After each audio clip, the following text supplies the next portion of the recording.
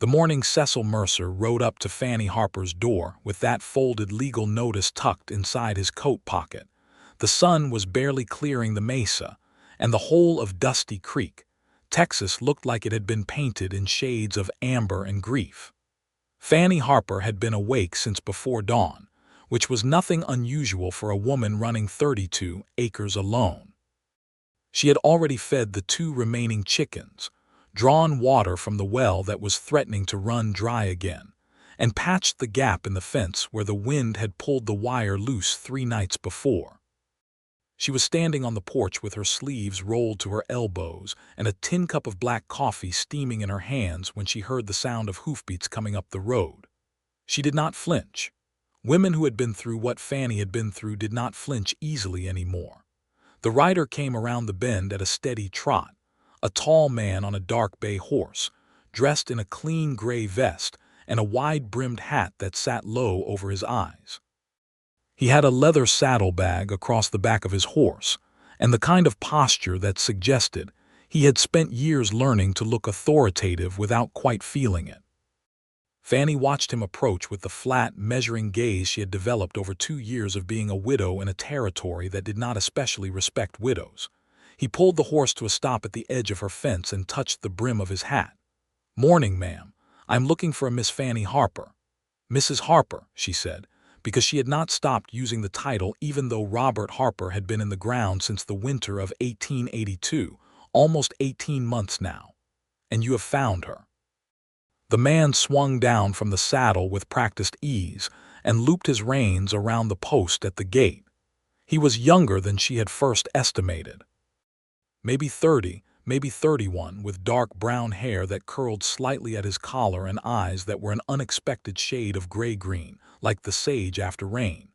He had a clean-shaved jaw and a serious mouth, and when he reached into the inside pocket of his coat, she knew what was coming because she had been expecting it for weeks. "My name is Cecil Mercer," he said. "I am a clerk with the firm of Halloway and Crane, out of San Angelo.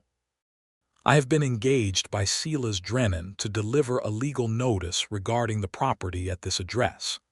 He held the folded document out toward her, not unkindly, but with the formal precision of a man doing a job he had been sent to do.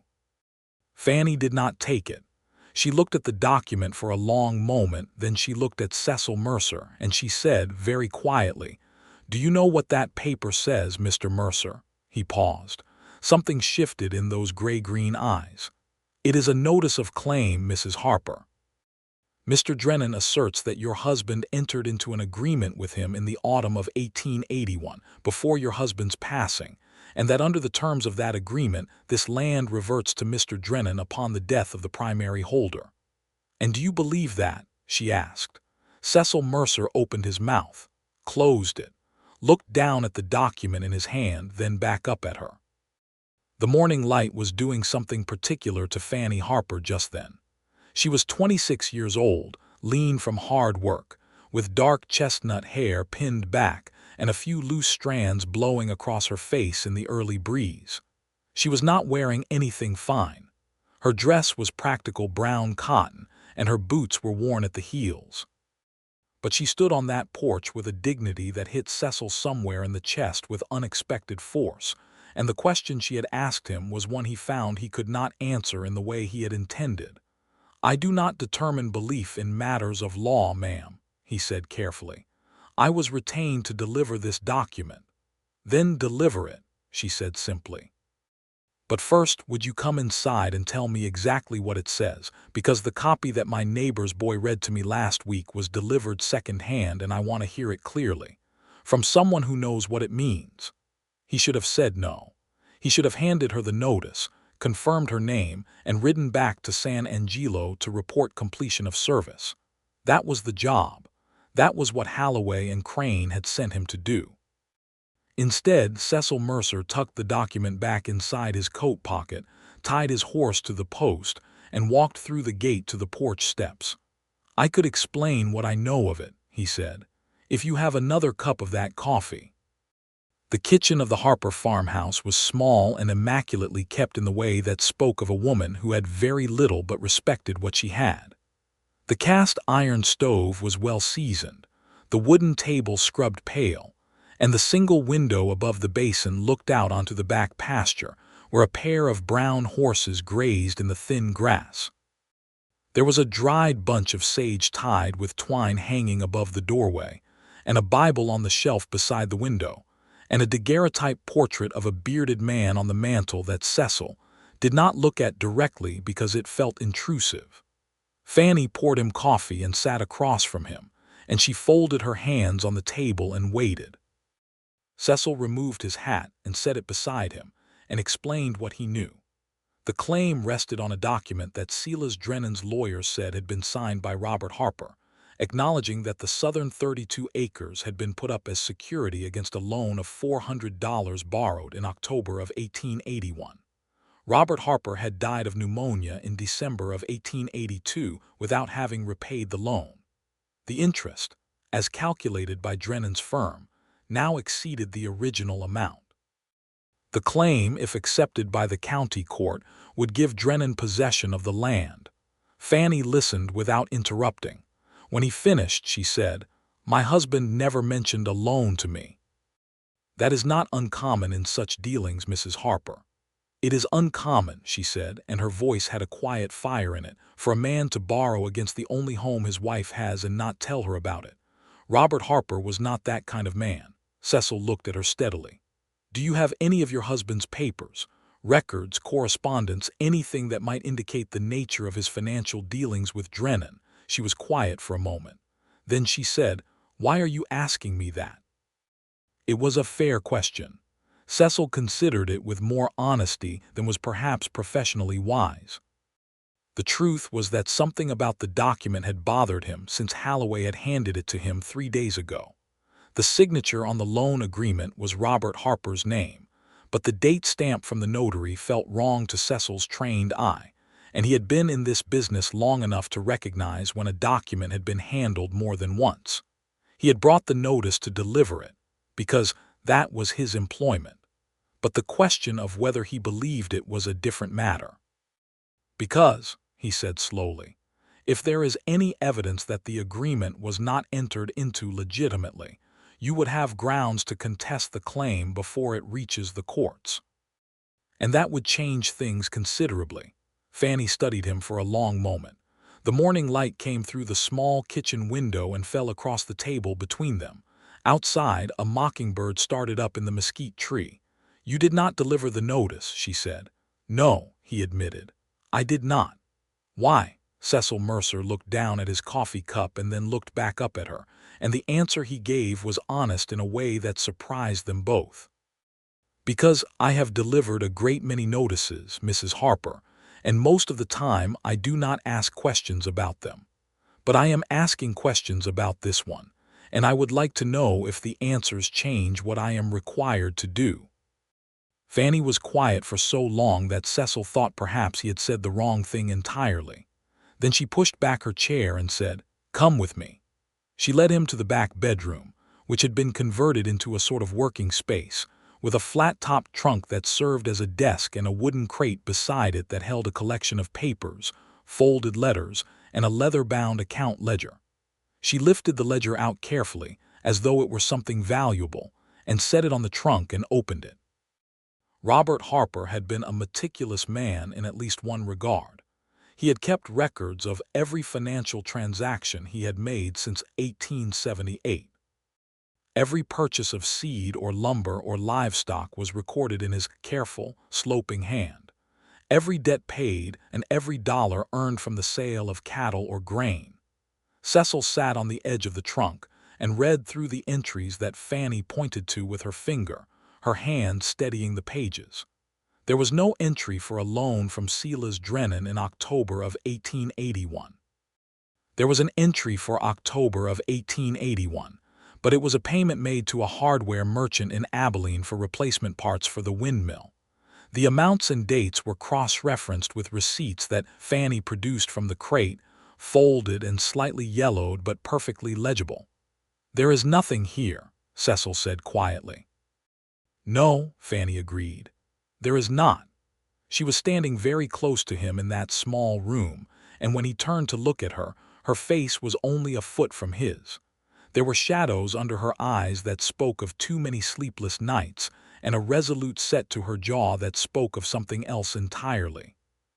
She was exhausted and she was fighting, and Cecil Mercer felt something settle in his chest that he had not felt in a very long time, which was the specific and inconvenient sensation of caring deeply about the outcome of something that was not strictly his business. He closed the ledger and stood up straight. "Mrs. Harper, I need to speak plainly with you." "I wish you would," she said. "The document I was given to serve is signed by a notary named Clarence Blight, who operates out of Mescal Flats. I have had occasion to deal with documents bearing his seal before, and at least twice I have had cause to wonder about their integrity.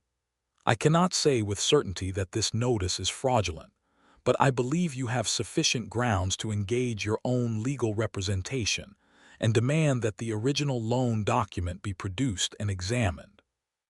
Fannie looked at him with an expression that was something between gratitude and wariness. "Legal representation costs money, Mr. Mercer, which is something I do not have in great supply." "I know that," he said. "And I know that Silas Drennan does, which is generally how these things are arranged." There was a silence between them. Outside, the wind moved through the grass and the horses shifted in the pasture. "Silas Drennan has been trying to buy this land for 3 years," Fannie said. "Ever since he found out the creek that runs through the south pasture feeds into the larger channel. He wants the water rights. He offered Robert a price once and Robert refused. I wonder sometimes if that refusal is what started all of this." Cecil had heard enough stories like this one, across enough territories, to know that she was probably right. Men like Drennan did not lose gracefully. They found other ways. "I am going to ride to Mescal Flats before I ride back to San Angelo," he said. "I would like to examine the records at the notary's office, if Blight will let me, and I want to speak to the county recorder about the original filing of this claim. That will take at least 2 days. I am asking you, Mrs. Harper, not to panic and not to sign anything that anyone may bring to you in the meantime." Fannie folded her arms across her chest and looked at him with those dark, steady eyes.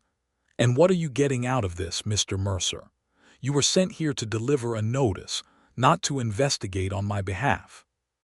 He picked up his hat from where he had set it on the trunk and turned it slowly in his hands. "I am getting a chance to do the thing I went into this business to do, which is see that the law is applied correctly. That does not happen as often as it ought to." He said it quietly and without drama, and because of that Fannie believed him.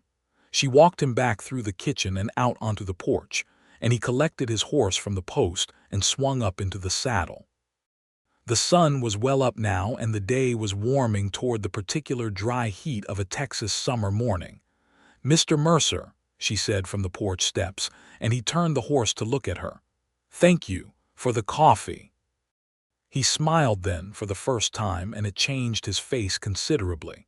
It made him look younger and less formal, and Fannie noticed this in a way she immediately decided not to examine too closely. "Thank you for the coffee, Mrs. Harper. I will return within the week with whatever I have found." He rode down the track toward the road, and Fannie watched him go until the sound of hoofbeats faded into the general silence of the morning, and then she stood there a moment longer, her hand on the porch post, feeling something she had not felt in a long time, which was the strange and tentative thing that comes just before hope. Cecil Mercer rode to Mescal Flats with his thoughts in considerable disorder, which was not a state he was accustomed to. He was, by nature and training, a methodical man. He had grown up in Missouri, the second son of a schoolteacher, and had come west at 23 after reading law in a small office in St. Louis for 2 years. He had discovered that formal legal practice required more money and connection than he possessed, and had settled into the middle position of a legal clerk who knew the law well enough to serve documents and prepare filings and navigate the bureaucratic machinery of frontier courts, which was its own peculiar skill. He was good at the work. He had been doing it for 7 years, and he had, in those 7 years, successfully insulated himself from caring overly much about any particular case or outcome. It was not cruelty that made him this way. It was the same practical armor that most men in similar positions develop when the work involves delivering bad news to people who are already struggling. What he could not account for was why Fannie Harper had gotten through that armor so quickly and so completely. He tried to be honest with himself about it as he rode, because dishonesty in one's own counsel was the most dangerous kind. It was not simply that she was beautiful, though she was, in the particular way of women who have spent years in hard physical work under open skies, all clean bones and clear eyes, and a kind of self-possession that had nothing to do with ease. It was something else. It was the question she had asked him. "Do you believe that?" And the way she had looked at him when she asked it, as though his answer actually mattered, and as though she expected it to be a real answer and not a professional deflection. He had not been asked a real question in quite some time. Clarence Blight's notary office occupied the front room of a low adobe building on the main street of Mescal Flats, which was a town of perhaps 300 people arranged around a central well, and a courthouse that was perpetually in need of repair. Cecil tied his horse at the rail and went inside. Blight was a heavy-set man in his 50s, with a red complexion and ink-stained fingers, and the slightly defensive manner of someone who was accustomed to being suspected of things. When Cecil introduced himself and asked to see the register of notarizations for October of 1881, Blight's manner became considerably more defensive. "I do not generally provide access to my records to individuals I do not know," Blight said. "I represent the firm of Halloway and Crane," Cecil said pleasantly. "We are in the process of verifying the chain of documentation on a matter in which your seal appears. It is a routine procedure. If you prefer, I can return with a letter of formal inquiry from the county courthouse, which will take somewhat longer and will involve the recorder's office reviewing your registration status." This was a bluff. Not entirely, since such inquiries were possible, but the timeline Cecil suggested was compressed beyond what was likely. However, Blight did not know that, and the mention of the recorder's office reviewing his registration status produced the desired effect. Blight fetched the register. The notarization of the loan agreement between Robert Harper and Silas Drennan was recorded in Blight's register on October the 15th, 1881. Cecil examined the entry carefully. It listed both parties and the amount of the loan. What it did not list, which was required by statute, was the name and address of any witnesses to the signing. Cecil looked at the surrounding entries, all of which included witness information. This one did not. He copied down what he needed in his notebook and thanked Blight with excessive pleasantness, and rode directly to the county courthouse, where the recorder, a thin, careful woman named Mrs. Addie Soule, allowed him access to the original claim filing that Drennan's lawyers had submitted. Cecil spent 3 hours in the records room, reading through the filing with the kind of attention that his employer sometimes complained was excessive. At the end of 3 hours, he had found 2 additional irregularities. The first was that the loan agreement itself bore a signature from Robert Harper that, when compared to 2 other documents in the county records that Robert Harper had signed in the same period, showed notable differences in the formation of certain letters. The second was that the claim filing had been submitted not by Halloway and Crane, but by a separate firm in San Angelo called Prescott Legal Services, which was not a firm Cecil had previously encountered, and which, when he asked Mrs. Soule about it, produced a slightly puzzled expression. "Prescott Legal," Mrs. Soule said thoughtfully. "I believe they filed several claims of this type in the past year. All involving properties in the southern part of the county. All involving Silas Drennan." Mrs. Soule looked at him with the careful neutrality of someone in a county position who had learned when not to answer questions directly. "I could not speak to that without checking the records thoroughly." "Of course," Cecil said. "I would not ask you to speculate." He thanked her and walked out into the dry afternoon heat of Mescal Flats, squinting against the light, and stood by his horse for a moment, thinking. Then he rode back toward Dusty Creek, but he stopped that night in a small road town called Garfield's Crossing where there was a decent boarding house and a reliable post office. He wrote 2 letters. The first was to Halloway and Crane, informing them that he had been unable to complete service of the notice due to questions arising from preliminary document review, and that he was pursuing further investigation on behalf of the firm's professional integrity. The second letter was to a man in San Angelo named Thomas Vela, who was the only attorney Cecil knew who operated independently of the larger land interests in the territory, and who had a reputation for taking cases on deferred payment when the cause was clear enough. He posted both letters in the morning and continued on to Dusty Creek. Fannie had not wasted the days Cecil was away. She had ridden over to her nearest neighbor, a rancher named Mr. Burl Acosta, who was 60-something and had lived in the territory his whole life and knew the names and histories of everyone in it. Burl confirmed what Fannie had suspected. Silas Drennan had, in the past 2 years, acquired 3 other properties in the southern part of the county, all through legal claims filed after the death or departure of the original holders. In at least 2 of those cases, the previous owners had contested the claims and lost, largely because they could not afford sustained legal opposition.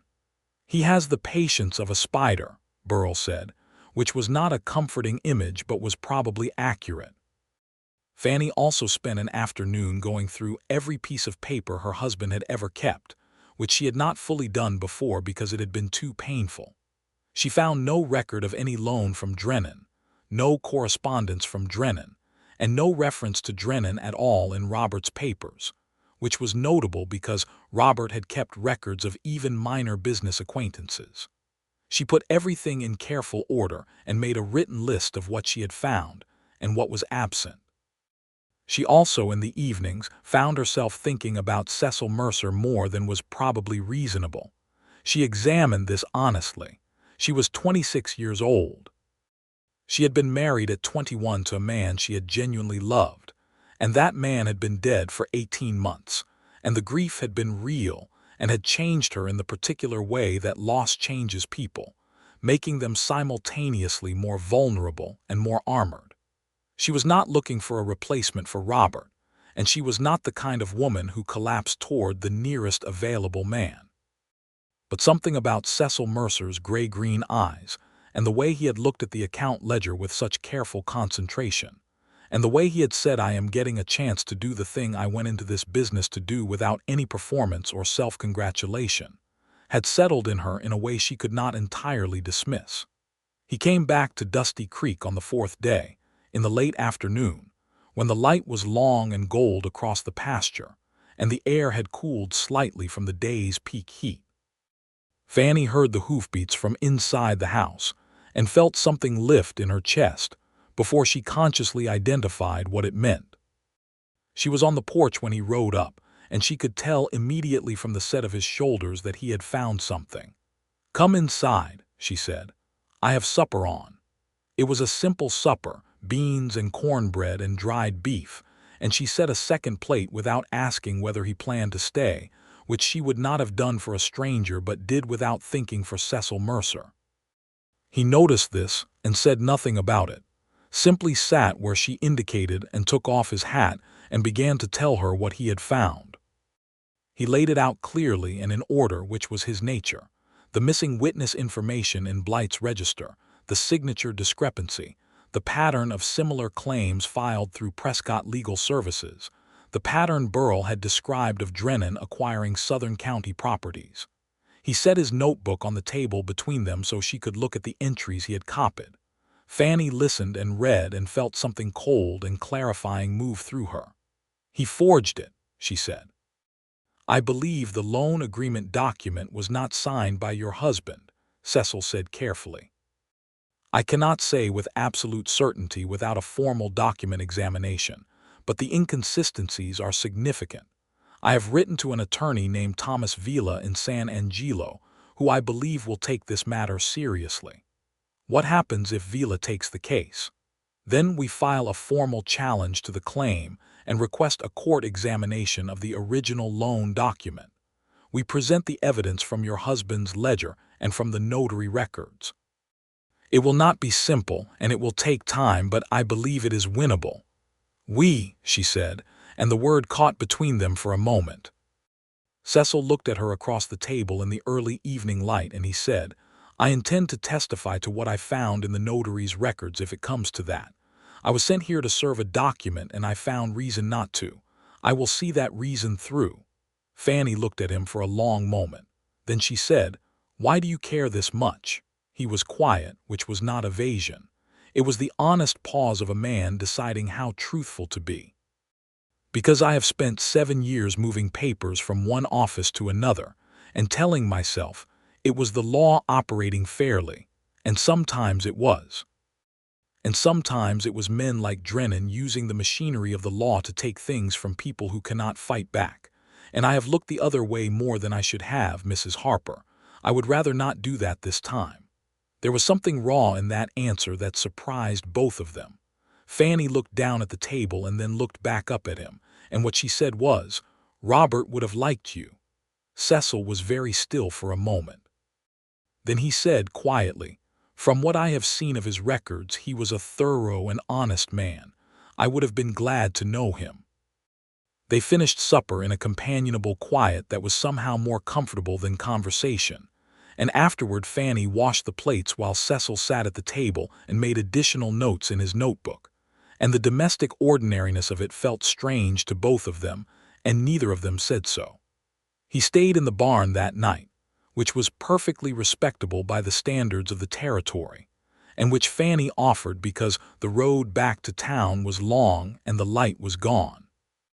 She brought him a blanket and a lantern, and he thanked her with a formality that was slightly at odds with the ease of the supper hour, and she went back inside and lay awake for a while listening to the silence of the ranch and feeling something she decided, quite firmly, to call cautious. Thomas Vila's reply to Cecil's letter arrived at the Dusty Creek post office 12 days later. Cecil had been staying at the boarding house in town, which was technically a town called Marsom Creek, 3 miles from Fannie's property, and had ridden out to the farm every few days on the pretext of updating Fannie on any developments, though in truth there were few developments to report, and both of them knew that the visits were not purely professional in nature. They had developed a habit of walking the property in the evenings after supper, which Fannie had begun serving with the matter-of-fact generosity of someone who cooked anyway and saw no reason not to include another plate. Cecil had started helping with small repairs, which he justified to himself on the grounds that a property in disrepair would reflect poorly in court proceedings, and which Fannie accepted with a dry amusement she did not entirely conceal. He fixed the fence wire that had been troubling her, and patched the roof over the smaller outbuilding, and helped her move some of the larger feed sacks that were getting heavy with the growing heat of summer. He was not a man who had spent his life in physical labor, and he was aware that Fannie was somewhat better at most of these tasks than he was, and he found that he did not mind this at all. Their conversations during those evening walks covered a considerable amount of ground. He told her about Missouri, and about reading law, and about the particular disillusionment of arriving in the West, and finding that the frontier was less a place of fresh starts than a place where the same old arrangements of power simply operated with less decorum. She told him about growing up in East Texas, in a small town called Palestine, where her father had run a dry goods store, and where she had met Robert Harper at a church social when she was 19. She told him about coming west with Robert, about the early hard years building up the farm, about the drought of 1880 and the brief good year of 1881 before Robert's health began to turn. He was not a man who liked to worry people, she said one evening, as they stood by the south pasture fence and watched the last of the daylight fade over the hills. He would carry things quietly. I always knew when something was wrong because he would become very careful in his speech, very precise. But he never burdened me with things he thought he could handle.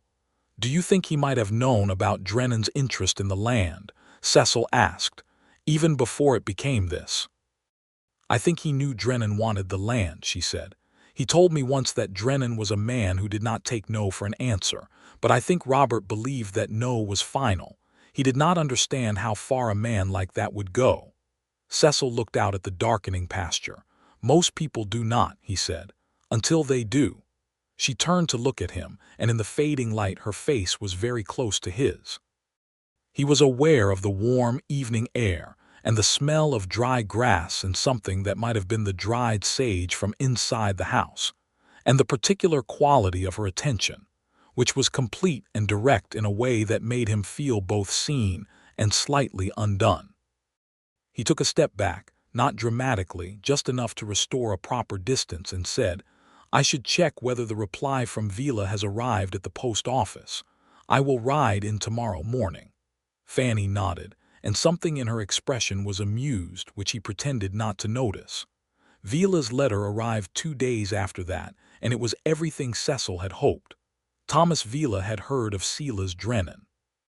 He had, in fact, been approached by one of the previous property holders who had lost to Drennan's claim, a man named James Ockafer, who had run out of funds before the case reached any satisfying conclusion. Vila was willing to take Fanny's case on a deferred payment arrangement, meaning his fees would come from whatever the court awarded if the case succeeded, and if the case did not succeed, Fanny would owe only his direct costs.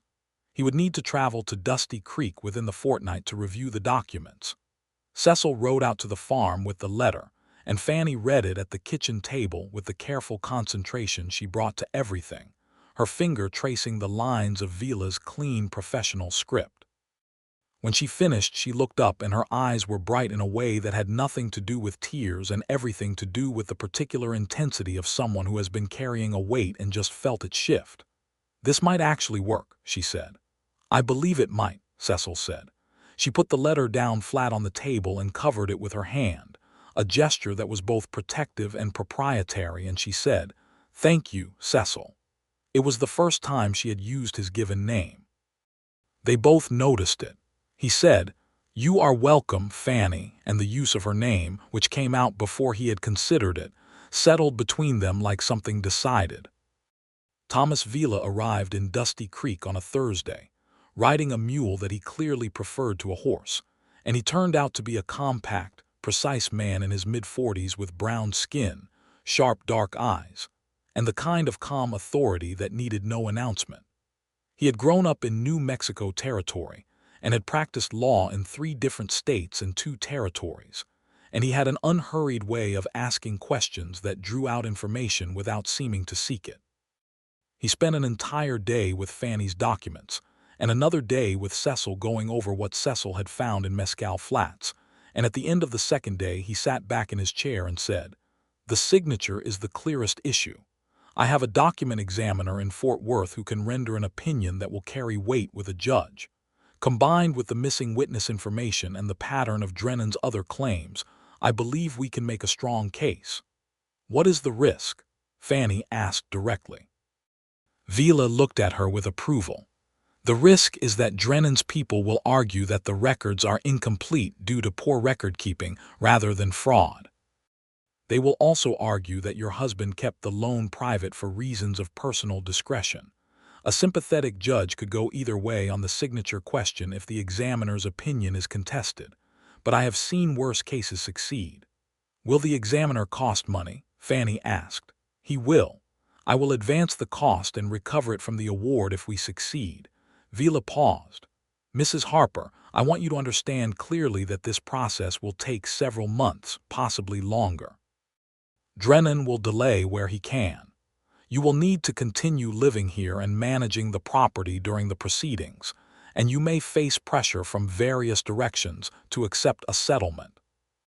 "What kind of settlement?" "Drennan's people may offer you a sum to vacate voluntarily.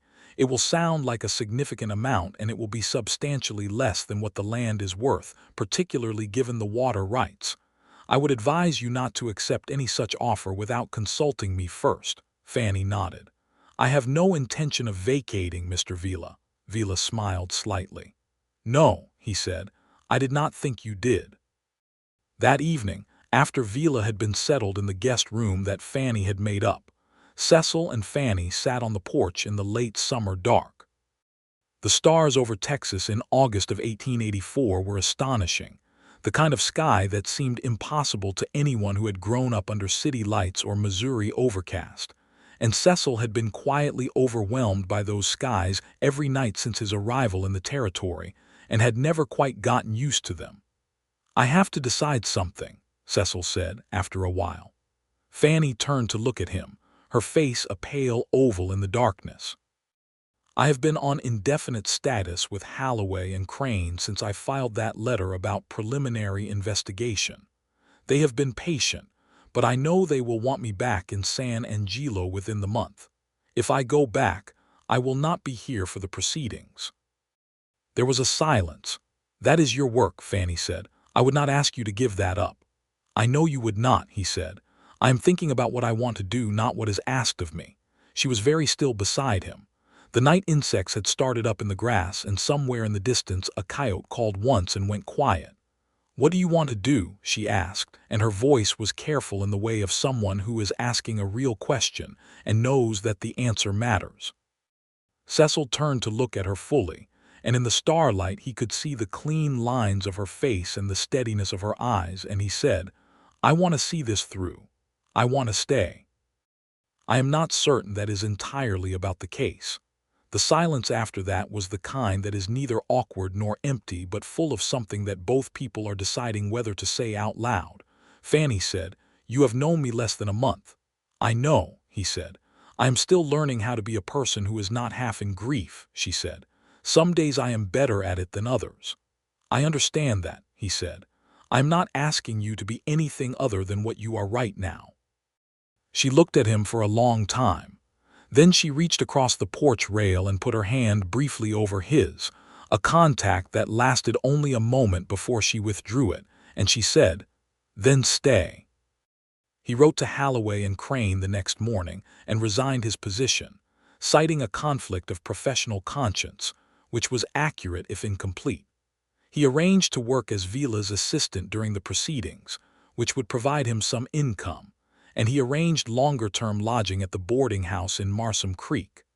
The weeks that followed were hard in the way that drawn-out legal battles are always hard, not violent or dramatic but grinding in their uncertainty. Vila filed the formal challenge to Drennan's claim with the county court in early September of 1884. Drennan's lawyers, a firm called Prescott Legal, responded with a barrage of paperwork that was clearly designed to exhaust rather than illuminate, filing motions that required responses and demanding discovery of documents that were either irrelevant or already provided. Cecil spent long hours at the courthouse and at Vila's temporary office in Marsom Creek, preparing responses and organizing the documentary evidence. He had found his element. He was meticulous and thorough, and he had a gift for finding the precise point in a legal argument where it was weakest, which was a useful quality when the opposition's strategy depended largely on the weight of paperwork rather than the strength of position. Silas Drennan himself appeared in town twice during this period. He was a large, florid man in his 50s who wore expensive clothing and had the practiced bonhomie of someone accustomed to being the most powerful man in the room. On the first occasion, Cecil saw him coming out of the bank on the main street of Marsom Creek and registered the way Drennan's eyes moved across the street with the proprietary calculation of a man calculating the value of everything he looked at.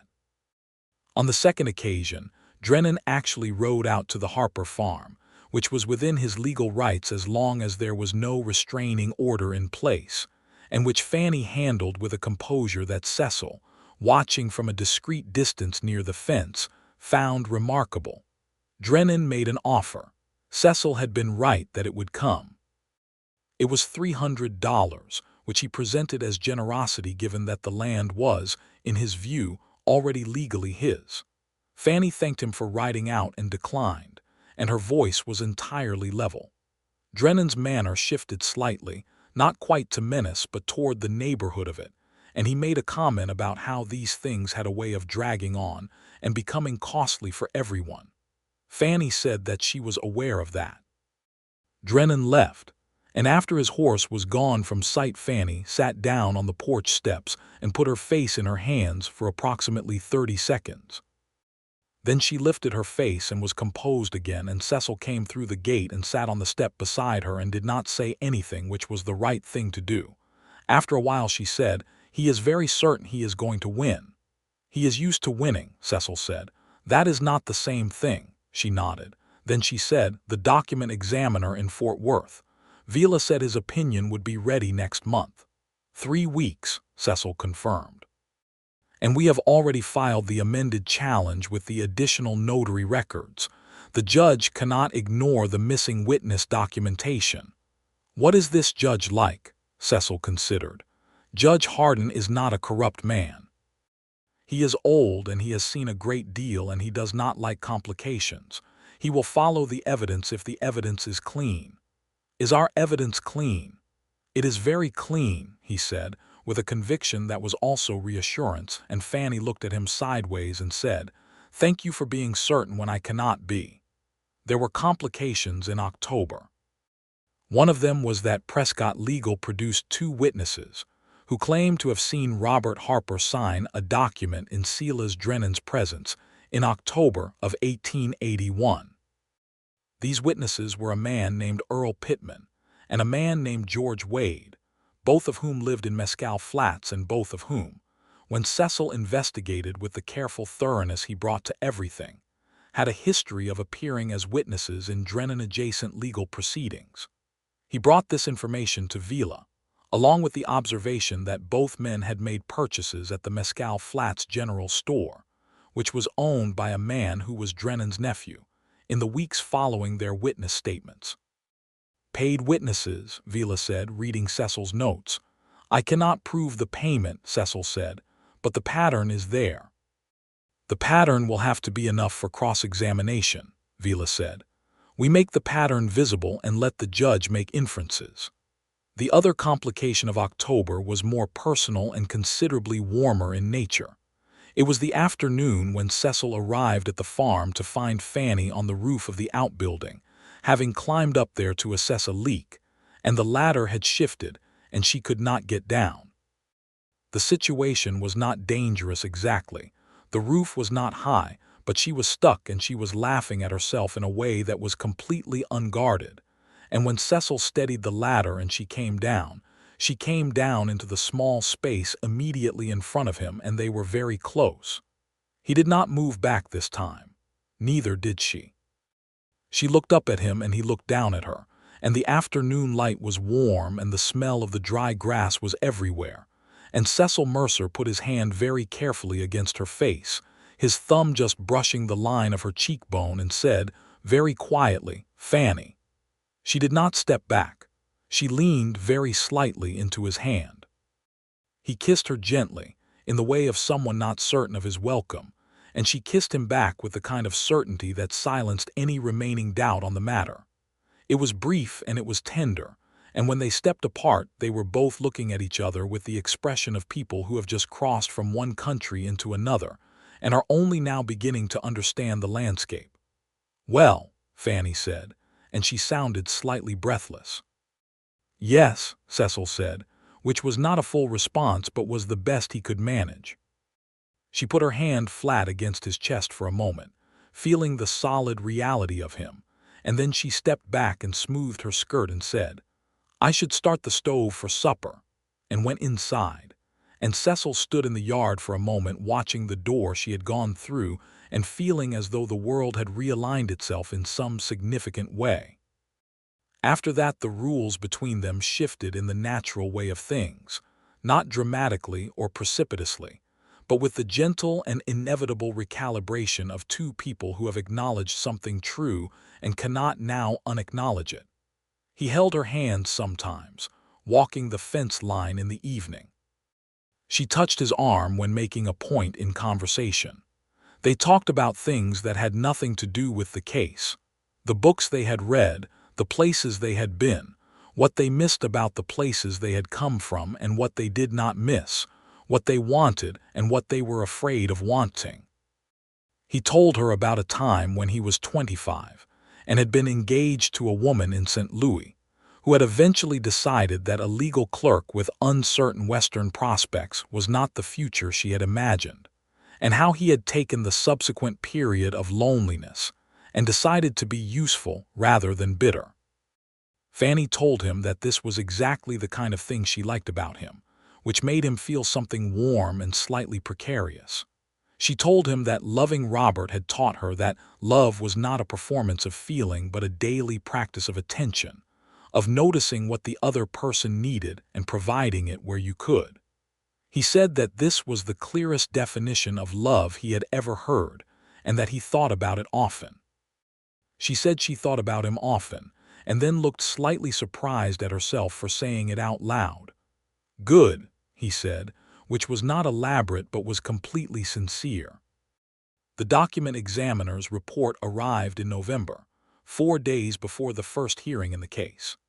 The examiner's name was Dr. Casper Webb, and his report was 20 pages of detailed analysis comparing the signature on the loan agreement with 6 verified examples of Robert Harper's signature from legal documents on file in the county records.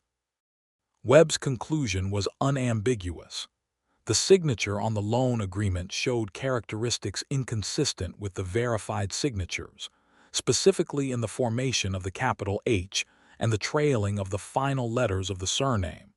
And in his professional opinion, the document had not been signed by the same individual.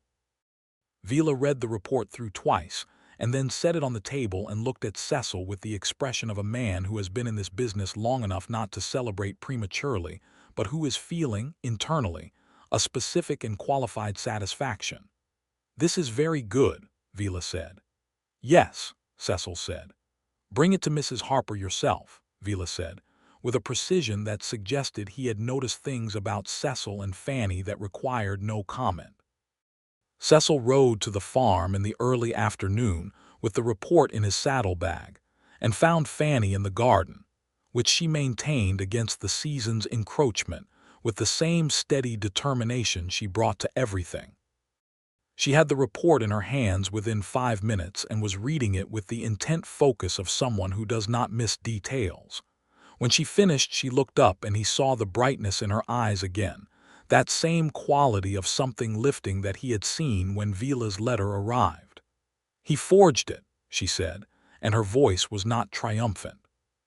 It was the voice of someone who knew they were right and had now been told they were right, and there was something in it that was almost grief, because being right about this particular thing meant that someone had done this terrible, intentional thing to her and to Robert's memory. Cecil stepped forward and took the report from her hands carefully and then took her hands in his, and she let him, and he said, "Yes, and now we prove it." The first hearing in Judge Hardin's court in Marsom Creek was held on a cold, gray morning in November of 1884. Fannie wore her best dress, which was dark blue wool, and she sat beside Vila at the plaintiff's table with her hands flat on the surface and her chin level. And Cecil sat in the gallery directly behind her because his formal role in the proceedings was as Vila's clerk and document manager rather than counsel. Drennan's lawyers presented their position first, which was confident and competent in the way of people who expected their volume of paperwork and social weight to carry the day. They were good at their craft, which was the craft of suggesting that Fannie was a grieving widow who did not fully understand the arrangements her late husband had made, and that her grief had led her to contest a legitimate obligation. Vila presented the case with the contained precision of someone who knows exactly where the ground is firmest. He introduced the account ledger. He introduced the notary records with the missing witness information. He introduced the signature comparison report from Dr. Webb. He introduced Cecil's documentation of the pattern of Drennan's claims in the county. Then he put Earl Pittman on the stand and spent 27 minutes asking Pittman, in patient and detailed succession, about his previous witness appearances, his shopping habits at the general store owned by Drennan's nephew, and whether he could describe in detail what Robert Harper looked like, what he was wearing, what the weather was like, and what time of day the supposed signing had occurred. Pittman's answers were inconsistent enough that by the end even Judge Hardin, who was old and had seen a great deal and did not like complications, was looking at the witness with the expression of a man who has been handed a problem he cannot ignore. The second witness, George Wade, did somewhat better but not well enough. His description of the signing event contradicted Pittman's in two specific details that Vila had identified in advance and waited patiently to expose.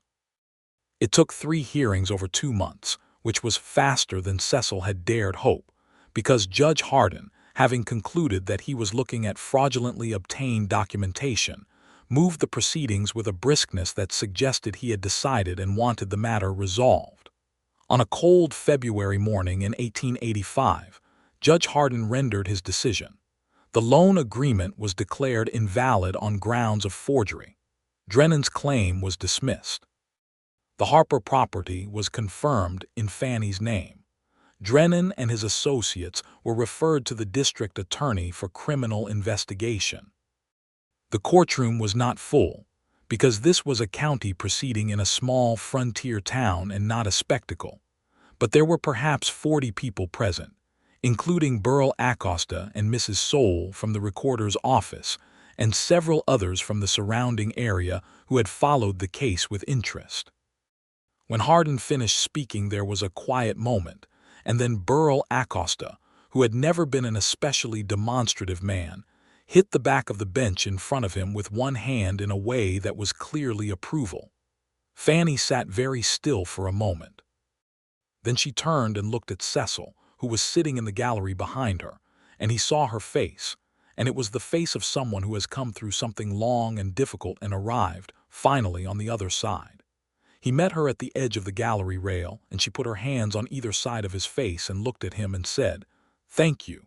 And there was a weight in those 2 words that contained everything the past 8 months had held. He covered her hands with his and said, "It was yours to win."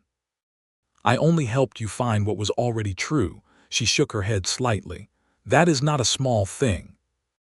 Vila was beside them then, and Burl came over, and there was a general movement of people and handshaking, and Fannie received a good deal of the congratulation she deserved with the composed grace she brought to everything. And Cecil stood slightly to the side and watched her, and felt a happiness that was clean and uncomplicated in a way he had not experienced in a very long time. Drennan left the territory before criminal charges could be formally filed, which was a disappointment but not a surprise. The district attorney's investigation continued without him, and eventually led to the dissolution of Prescott Legal Services and the recovery of at least some compensation for 2 of the other families who had lost property to Drennan's schemes. Earl Pittman and George Wade were charged with perjury and received fines and brief sentences that were, Vila agreed, less than they deserved but more than they had probably expected. Clarence Blight's notary registration was revoked by the county, and he relocated to somewhere in New Mexico Territory, which served to remove the problem if not to adequately punish it. These were not perfect outcomes, and Cecil and Fannie discussed them on the porch one evening in March with the honest acknowledgement that the law, even when it worked imperfectly, and too often in the direction of those with means. James Acaffer, the man Vila had mentioned who had lost his property to an earlier Drennan claim, had not gotten it back. The family history was one of dispossession by people who knew how to use the machinery of the law as a weapon, and there were too many such histories in the territory. "It is not enough," Fannie said, meaning the partial justice that had been done. "No," Cecil agreed, "but it is something, and something is what you start with." She leaned against his shoulder on the porch steps, which had become an ordinary thing between them, the physical comfort of 2 people who had chosen each other, and he put his arm around her shoulders in the straightforward way of a man who was where he wanted to be. He had taken a position working with Vila's practice on an ongoing basis. Vila had proposed it in December, during the proceedings, with the characteristic matter-of-factness of a man who recognizes useful work when he sees it. Cecil had accepted because the work was meaningful in the way he had always hoped work could be, and because it kept him in Dusty Creek with reasonable professional standing. Fannie had never asked him to stay, and had never suggested that his staying was a condition of anything between them, which he respected, and which was also one of the reasons he had chosen to stay without reservation. In April, he rode to San Angelo and came back with a ring that had belonged to his grandmother, a simple gold band with a small opal set in it, which had traveled with him from Missouri in the inside pocket of his traveling case for 7 years for reasons he had never fully examined until now. He asked her on the south pasture fence on a Sunday evening when the sky was turning orange over the hills and the 2 horses were standing still in the evening calm. He had thought about elaborate speeches and abandoned them all in favor of the directness that seemed to be what they had between them. "I am going to ask you something," he said, "and I want you to answer honestly, not quickly." She turned to look at him with the attentive steadiness he had known since the first morning on her porch. "Will you marry me?" he said. "Not because of the farm or what has happened, but because I have found that whatever room you are in is the room I want to be in, and whatever you are thinking about is what I want to understand, and I believe we could build something very good together if you are willing." Fannie was quiet for a moment looking at him, and he held the quiet because he had meant what he said about not wanting a quick answer. Then she said, "I know what marriage is. I know it is not a feeling, it is a choice you make every day. And I know that I have been choosing you every day since about the 3rd week you were here." "Is that a yes?" he asked. "That is a yes," she said, with a smile that was warm and direct and entirely her own. He put the ring on her finger there on the fence line with the orange sky above them and the horses watching with placid indifference, and she looked at the opal and then looked at him and said, "Your grandmother's." "She left it to me," he said. She was a practical woman, and she said the right person would make themselves obvious eventually. Fannie laughed, which was a sound he had been collecting since the beginning, because it was unself-conscious and warm and rare enough to be treasured.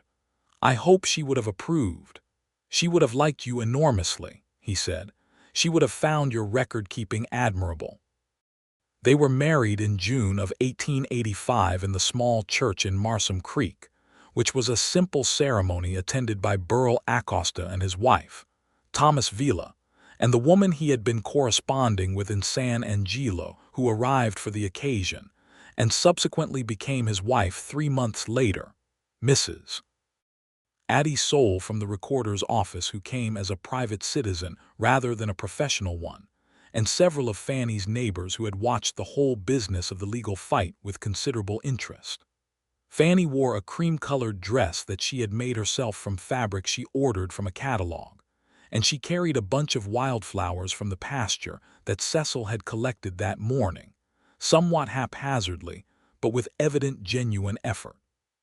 Cecil wore his good gray suit and had his hair cut the day before and stood at the front of the church with the expression of a man who has arrived at the exact right place.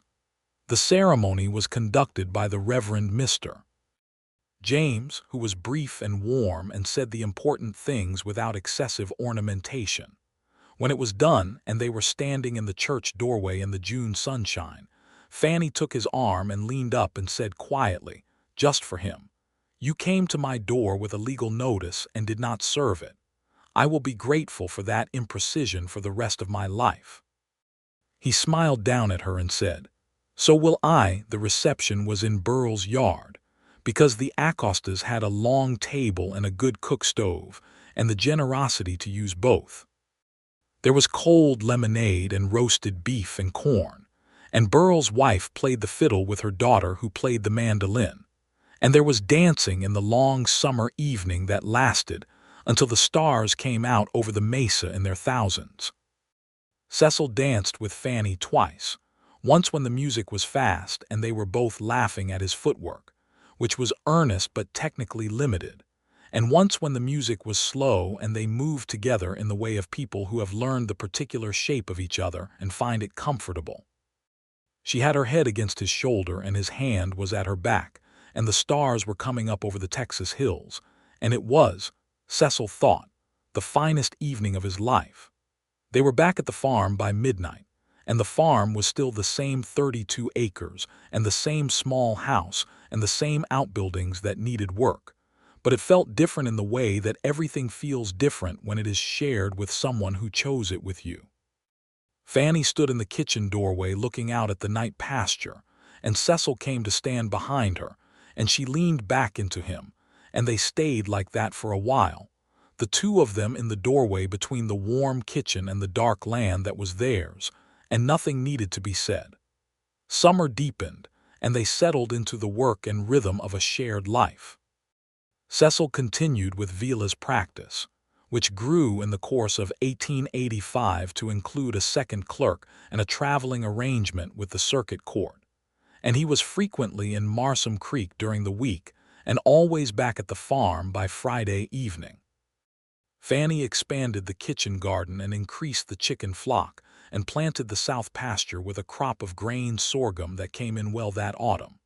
They talked every evening, which was the thing they had done from the beginning, and which remained the thing they both valued most, about the cases Cecil worked on and whether they were going the right way, about the farm and what needed doing and what could wait, about the territory and its politics, which were the same complicated and contested business they had always been, with the expansion of the railroads bringing new populations and new conflicts, and the federal government's ongoing and frequently unjust negotiations with the native peoples of the region, who had been in this land before any court or deed or legal notice had ever been imagined. Cecil and Fannie talked about the injustices of the territory honestly and without easy consolation, because they were people who had seen close up how the machinery of law could be turned toward theft and dispossession, and who did not pretend that this was exceptional rather than systematic.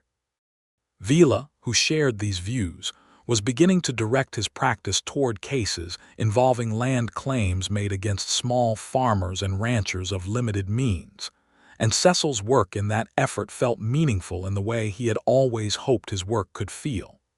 In November of 1885, Fannie told him she was expecting their first child. She told him in the kitchen on a Tuesday morning before either of them had spoken much, setting a cup of coffee in front of him, and then sitting across the table and looking at him with that particular quality of attention that meant something important was about to be said. He looked at her for a moment after she told him, and then he said, "Are you well?" "I am well," she said. "I am uncertain and I am glad, both at once." "That seems right," he said, and reached across the table for her hand. They sat like that for a few minutes, him holding her hand across the table in the morning light, both of them in the particular quiet of people who are rearranging their interior picture of the future and finding it larger than it was before. He told Vila that week, who shook his hand and said that this was excellent news and also that Cecil would need to be more strategic about the traveling schedule going forward, which was practical advice delivered with genuine warmth. The pregnancy moved through the winter months. Fannie was less sick than she had feared and more tired than she had expected, which she managed with the same practical adaptability she brought to everything. Cecil reorganized his work schedule so that he was home more days than not, and took on more of the heavy physical work around the farm, and brought her books from the Marsom Creek lending shelf when he went into town. She read 3 novels that winter, which was more than she had managed in the previous 3 years, and they talked about them in the evenings by the stove. And Cecil had the experience, during those conversations, of discovering new dimensions of the woman he had married in the particular way that you discover things about a person when you read the same things and think about them together. In the spring, they hired a young man named Tobias, the son of one of Burl's hands, to help with the heavier ranch work as the season picked up. Tobias was 17, nearly 18, energetic and reliable, and Fannie taught him the farm systems with the patience of a born instructor, which Cecil had noticed about her before, this ability to explain clearly and without condescension. Their son was born in July of 1886, on a hot, still morning when the air tasted of dust and the cottonwood leaves were motionless. The local midwife, Mrs. Etta Crow, attended, and Cecil sat in the kitchen and was considerably less calm than he had expected to be. He heard the first cry through the door and stood up from the table immediately, and when Mrs. Crow called him and his hands were shaking slightly. Fannie was lying in the bed looking exhausted and entirely radiant, which he had not known was possible simultaneously, and she was holding a small red-faced infant wrapped in the flannel blanket Mrs. Crow had brought in her bag. "Come and look at your son," Fannie said. Cecil came and looked at his son, and his son looked back at him with the dark, unfocused gaze of the very newly arrived, and Cecil sat on the edge of the bed and put his arm carefully around Fannie's shoulders and said nothing at all for quite a while because there was nothing adequate to say.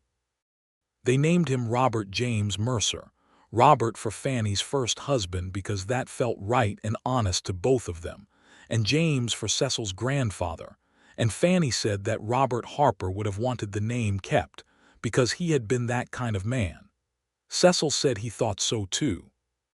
Robert James Mercer was a good-natured and observant infant who grew into a good-natured and observant toddler, and the farm in Dusty Creek expanded around him in the pleasant way of a place that has found its proper use. By 1888, the south pasture had been put to more productive use, thanks to the water access from the creek that Drennan had tried to steal, and Fannie had negotiated a grazing arrangement with two neighboring families that brought in regular income. Cecil's work with Vila had grown into something that felt more like a genuine legal partnership, though Cecil had never completed a formal law degree, and Vila was a man practical enough to value demonstrated competence over institutional credentialing. They worked together on a case in the spring of 1888 that involved a family named the Galindos, a Mexican-American family who had held their land grant since the Mexican period and were now facing challenge from an Anglo settler who claimed the grant documentation was invalid. The case was complicated by the multiple layers of land law that had operated in the territory across different national administrations, and it was the most complex thing Cecil had worked on, and it ended in a partial victory that secured the Galindo family's claim to the core of their original land, while conceding some boundary questions that Vila judged were not winnable.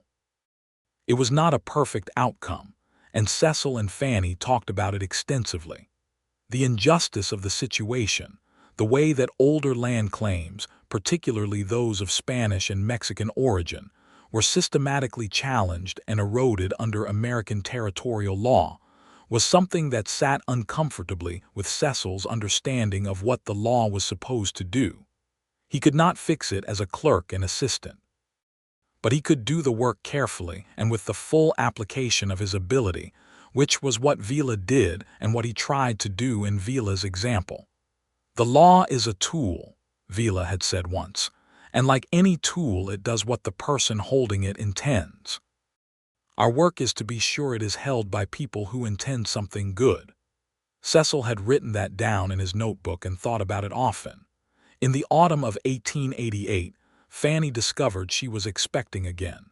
She told him on the porch in the October evening, when the air had finally cooled from the summer's heat and the first real blue of autumn was in the sky. Cecil had just come home from 3 days in Marsom Creek on a filing deadline, and he was tired and glad to be home, and she told him over the suppertime coffee, and he reached for her hand and held it and said, "How do you feel?" "Happy," she said, "and a little overwhelmed." "Both are reasonable," he said. Their daughter was born in May of 1889, 2 days before Robert James's 3rd birthday, which made for a crowded celebration. They named her Clara Ann Mercer, Clara for a favorite aunt of Fannie's who had been kind to her in childhood, and Ann because it was simple, and it suited the clean-featured gravity of the infant's expression. Robert James was fascinated by his sister in the way of small boys who are not entirely sure what to make of something smaller and louder than themselves, which expressed itself initially in highly cautious investigation, and eventually in a proprietary protectiveness that both Fannie and Cecil found extremely endearing. The family settled into the particular happiness of a house with small children, which is simultaneously exhausting and full of an unrepeatable quality of aliveness. Cecil had never imagined himself a domestic man, and he found that the picture of himself he had been carrying around for the first 30 years of his life was considerably less accurate than the life itself. He was good with children in the same way he was good with documents, patient and attentive and genuinely interested, and Fannie noticed this and told him so one evening when both children were finally asleep and they were sitting in the brief luxury of the quiet kitchen. "You are a remarkable father," she said. He looked at her with a slight surprise, the kind that still occurred because he had never entirely lost the habit of being uncertain about whether he deserved the good things he had been given. "I am learning as I go." "So is everyone," she said. "You just pay close attention while you do it." He smiled at her across the table, the same table where she had first told him about Robert's account ledger, where they had sat with Vila planning a legal strategy, where they had drunk 10,000 cups of coffee and talked about everything that mattered. The table had deep, comfortable familiarity the way the whole house had, the way the farm did, the way this woman did. "You know," he said, "I have thought about that first morning many times, riding up the road with that notice in my pocket." "So have I," she said. "I was not expecting any of this," he said. "Neither was I," she said. "I thought you were going to hand me a document that would take my home, and instead you came inside for coffee." "Best decision I have made in my professional life," he said. She laughed, which was still the same warm, unself-conscious sound, and leaned her chin on her hand across the table, and looked at him with the particular expression she had that was not quite a smile, and not quite something else, but was entirely her own. "It was also the best decision you made in your personal life," she said. "Inextricably linked," he agreed. They sat a while longer in the quiet kitchen with the sounds of the sleeping farm around them, the familiar sounds of the horses in the pasture and the wind in the mesquite and the occasional murmur from the children's room, and it was ordinary and it was complete. In the spring of 1890, Thomas Vila was offered a position as a territorial circuit judge, which he accepted after considerable deliberation and consultation with Cecil, who he had come to treat as a genuine professional partner. This meant that Vila's active legal practice needed someone to continue it, and after further discussion, it was arranged that Cecil would take on the case management and client work of the practice, with formal association from a properly credentialed attorney named Mr. Warren Keel, who Vila recommended, and Cecil agreed with after 2 long meetings. It was not quite what either Cecil or Vila had imagined, but it worked, and the work continued in the spirit in which it had been built. Cecil also, in 1890, completed a course of formal legal study through a correspondence program that had recently been made available through a law school in Austin, which he undertook mostly in the evenings after the children were in bed, working through the materials with the systematic patience he brought to everything. Fannie tested him on the material sometimes, reading out the examination questions and listening to his answers with the same careful attention she brought to her own accounts, and occasionally correcting him when he was wrong, which she did with such straightforward matter-of-factness that he found it charming rather than deflating. He sat for the bar examination in San Angelo in the autumn of 1890 and passed it, which did not surprise Fannie and which surprised Cecil more than he would admit, or perhaps not so much surprised as moved him, in the way that formal recognition of something you have been doing informally for years can be moving. He told Fannie the result by letter because he was still in San Angelo when the results were posted, and he wrote to her immediately, and the letter arrived 2 days before he did. So she had already arranged a small celebration with Burl and his wife and Tobias, who was now 20 and working the farm full-time, and had developed into a capable and thoughtful young man. When Cecil came home, she was on the porch waiting for him, which she did not always do, and Clara was on her hip and Robert James was running down the front path, and Cecil swung his youngest son, who was 4 now and strong, up onto his shoulders and walked toward the porch, and Fannie was smiling at him with the full, warm brightness of a woman who is glad, completely and without reservation, to see someone coming home. "How does it feel?" she asked when he reached the porch, and she had kissed him in the direct way she had always had. "Being a proper attorney. About the same as it did yesterday," he said honestly, "except that now I can sign the documents myself." She laughed and took his arm and led him inside to the celebration, and the evening was warm and full of good food and conversation, and the comfortable pleasure of people who have made a life together and are aware of how good that is. The farm in 1891 was a different place from the 32 struggling acres that Fannie had been defending the morning Cecil rode up the track. The fence was solid and well-maintained. The well had been dug deeper in 1887 and had not threatened to run dry since. The outbuilding had a proper roof. There were 12 chickens, 3 horses, a small dairy arrangement with 2 good cows, and the south pasture was producing reliably.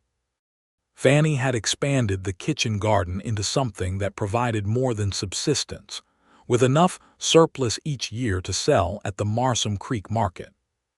She had also, quietly and without particular announcement, become the person that other farm women in the area consulted about practical agricultural matters, crop rotation and water management, and the particular challenges of the dry South Texas soil.